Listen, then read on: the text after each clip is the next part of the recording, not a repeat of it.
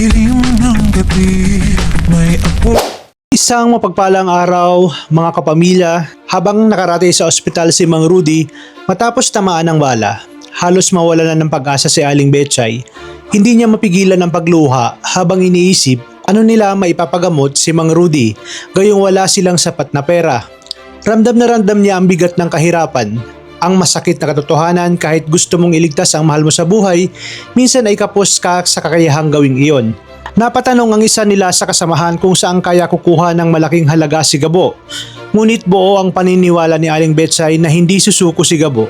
Ayon sa kanya, ilang beses nang napatunayan ni Gabo na kaya niyang dumiskarte, magsakripisyo, alang-alang sa kanyang pamilya at mga kaibigan. Kaya tiwala siyang makakahanap ito ng paraan para mailigtas si Mang Rudy. Habang naghahanap sila ng mapagkakakitaan, may isang kaibigan ang nagbigay ng hindi inasahang alok. May bakanting trabaho raw sa isang gay bar kung saan maaari silang kumita bilang mga macho dancer. Nagkatinginan ang lahat dahil hindi nila akalaing iyon ang trabahong papasukin nila. Ngunit dahil wala na silang ibang pagpipilian at kailangan nila ng pera, sinanggap nila ang alok. Pagdating sa bar, isa-isa silang pinasayaw sa harap ng maraming tao kahit halatang nahihiya at hindi komportable.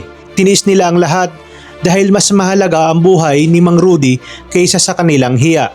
Matapos ang kanilang paghahanap ng pagkakakitaan, naglalakad mag-isa si Gabo nang bigla siyang harangin ng isang armadong lalaki.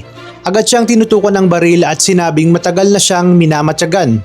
Ngunit bago pa lumala ang sitwasyon, dumating ang isang matandang lalaki at pinahinto ang armadong tauhan. Laking gulat ni Gabo nang makilala niya ang matanda.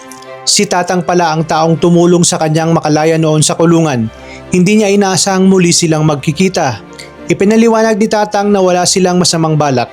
Sa halip, may mahalaga silang misyon. Si Gabo lamang ang nakikita nilang makakatulong upang mahuli ang isang mapanganib na taong sangkot sa ibang ilegal na gawain.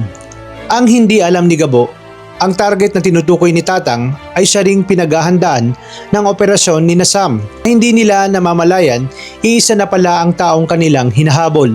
Agad na ibinatawag ni Gabo ang kanyang mga kaibigan at ipinaalam ang bagong misyon. Nang sabihin niyang may malaking bayad ang naghihintay sa kanila, nanginginig ang mga mata ng lahat. Aabot umano sa 500,000 piso ang kanilang matatanggap pag nagtagumpay sila. Para sa kanila, sapat na ang halagang iyon upang maipagamot si Mang Rudy. Samantala, abala rin si Samantha sa paghahanda ng kanilang operasyon.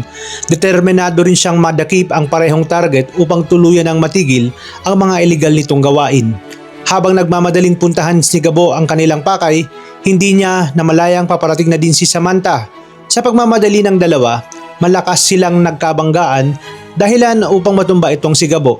Pagkakita ni Gabo rito ay agad niya itong nakilala at pabirong sinabi na tila sinusundan na naman siya nito.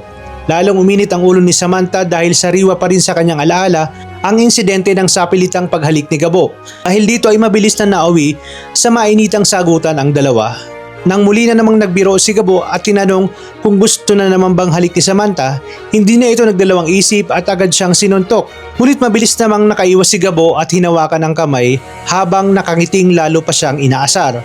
Hindi nila alam na ang simpleng banggaan na iyon ay magsisilbing simula ng mas malaking laban na pareho nilang harapin. Habang desperadong naghahanap ng paraan si Gabo upang mailigtas si Mang Rudy, unti-unti naman siyang nahihila sa isang napakadelikadong misyon na maaaring tuluyang magbago ng kanyang buhay. Kasabay nito, muli na namang magkukrus ang landas nila ni Samantha. At hindi sila magkasundo, iisa lamang pala ang kanilang target at doon magsisimula ang mas matinding bakbakan at mas kapanapanabik na pangyayari.